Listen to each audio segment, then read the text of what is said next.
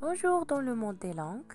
Alors aujourd'hui, je vais vous introduire à une nouvelle leçon d'orthographe, l'unité 5, l'environnement, semaine 23 et 24.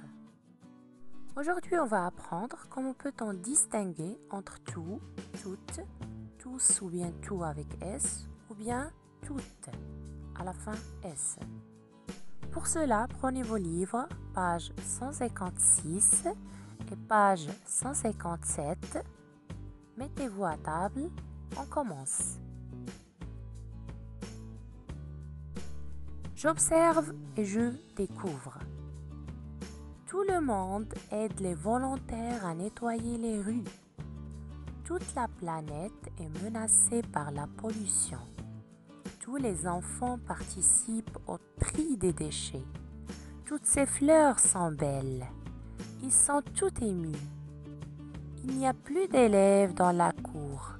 Tous sont partis à une exposition. Je répète. Tout le monde aide les volontaires à nettoyer les rues. Toute la planète est menacée par la pollution. Tous les enfants participent au tri des déchets. Toutes ces fleurs sont belles. Ils sont tout émus. Il n'y a plus d'élèves dans la cour. Tous sont partis à une exposition. Alors pour bien comprendre la notion d'aujourd'hui, la leçon d'aujourd'hui, je vous invite à répondre à la question 1. Observe les mots en couleur dans les phrases A, B, C et D. Où sont-ils placés? S'écrivent-ils de la même manière? Pourquoi alors? Alors prenons la phrase A, B, C et D. Dans la phrase A, nous avons « Tout le monde aide les volontaires à nettoyer les rues ». Dans la phrase B, nous avons « Toute la planète est menacée par la pollution ». Dans la phrase C, nous avons « Tous les enfants participent au tri des déchets ». Dans la phrase D, nous avons « Toutes ces fleurs sont belles ». Alors les mots en couleur sont « tout »,« toutes », tout à la fin S et enfin tout à la fin ES. Tout et enfin tout à la fin ES. On voit très bien que tous ces mots sont placés devant un nom. Pour la phrase A, nous avons tout est placé devant le mot le monde. Le monde, c'est un nom masculin singulier. C'est pour ça qu'on a écrit tout à la fin T. Dans la phrase B, nous avons toutes écrite avec E à la fin. Pourquoi? Ici, on voit bien que tout est placé devant un nom féminin singulier. C'est pour ça tout prend un E à la fin, parce qu'il s'est accordé en genre et en nombre avec le nom qui l'accompagne. Dans la phrase C, nous avons tout avec S à la fin. Pourquoi?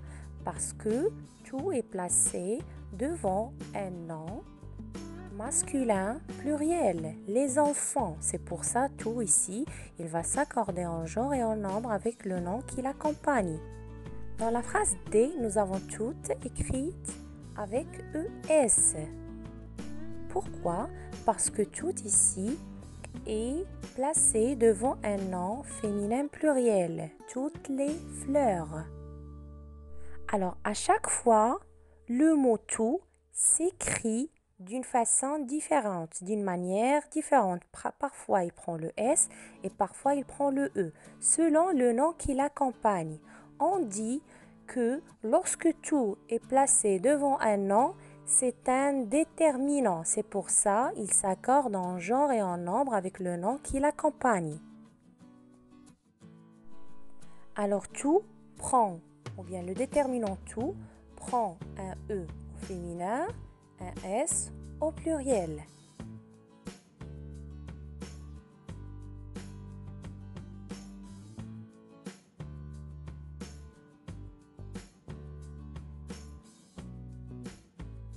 Question 2.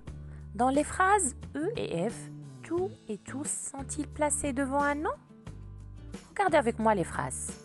Nous avons la phrase E ils sont tout émus. Et dans la phrase F, il n'y a plus d'élèves dans la cour, tous sont partis à une exposition.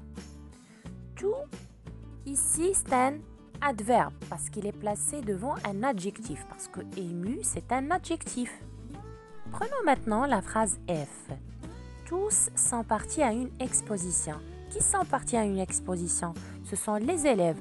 Alors tous ici remplacent le sujet. Ici tous, c'est un pronom.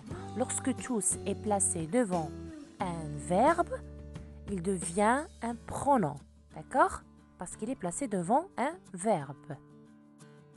Alors rappelez-vous, toujours lorsque tout est placé devant un adjectif, ça devient un adverbe. Lorsqu'il est placé devant un verbe, il devient un pronom. On sait très bien que les adverbes ne s'accordent pas.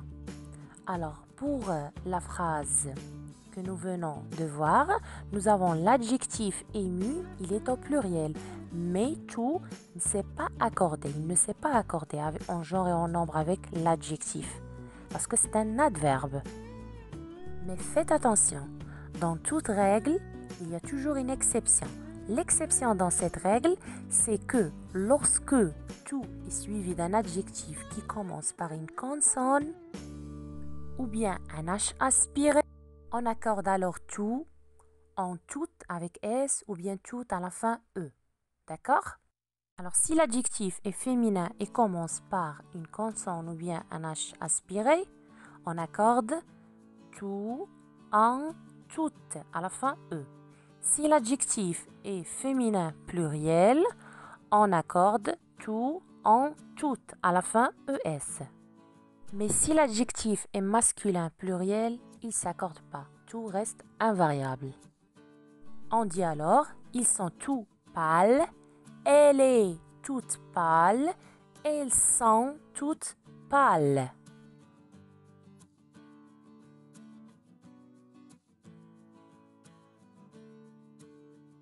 Maintenant, je vous laisse avec les exercices, avec les corrections.